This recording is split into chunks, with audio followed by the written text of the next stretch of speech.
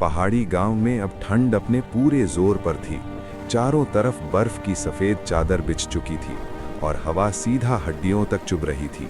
सुबह की हल्की रोशनी बर्फ पर पड़कर चमक रही थी, लेकिन गांव की पगडंडियां बिल्कुल खामोश और सुनसान लग रही थीं। अमर और राहुल ठंड से कांपते हुए धीरे धीरे रास्ते पर चल रहे थे। दोनों के मुंह से निकलता धुआं ठंड की सख्ती बता रहा था। बर्फ पर पैर बार बार फिसल रहे थे, फिर भी बच्चों की हंसी ने इस कठिन ठंड में थोड़ी सी गर्मी भर दी। गांव के लोग समझ चुके थे कि ये सर्दी आसान नहीं होगी, इसलिए सब मिलकर लकड़ी और राशन जमा कर रहे थे। घर के अंदर चूल्हे की आग जल रही थी। माँ गर्म चाय बना रही थी, लेकिन उनकी आंखों में छुपी चिंता साफ दिख रही थी। गांव के एक कोने में रामू काका का घर बिल्कुल खामोश था। छत से धुआं न उठना सबको बेचैन कर रहा था।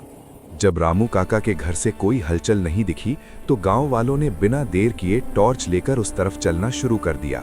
घर के अंदर रामू काका ठंड से बिल्कुल कमजोर हो चुके थे। बुझी हुई आग और कांपता शरीर खतरे का इशारा था। जैसे ही आग दोबारा जलाई गई, कमरे में गर्मी फैलने लगी और रामू काका की सांसों में थोड़ी जान वापस आने लगी।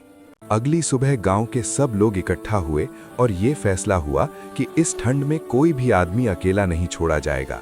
एक बड़ा घर सबका सहारा बन गया, जहां बच्चे, बुजुर्ग और औरतें एक साथ बैठकर ठंड का सामना कर रहे थे।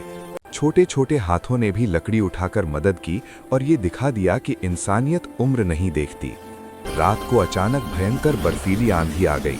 हवा इतनी तेज थी कि पूरा गांव हिलता महसूस हो रहा था। आग के पास बैठी दादी अपनी कहानी सुना रही थीं।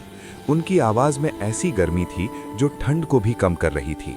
सुबह सूरज निकला तो बर्फ पर रोशनी चमक उठी और लोगों के चेहरों पर उम्मीद वापस लौट आई।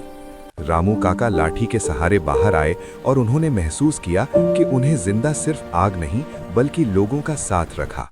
इस पहाड़ी गांव ने सीख लिया था कि जब मुश्किल वक्त में लोग एक साथ खड़े होते हैं तो सबसे कड़ी ठंड भी हार जाती है।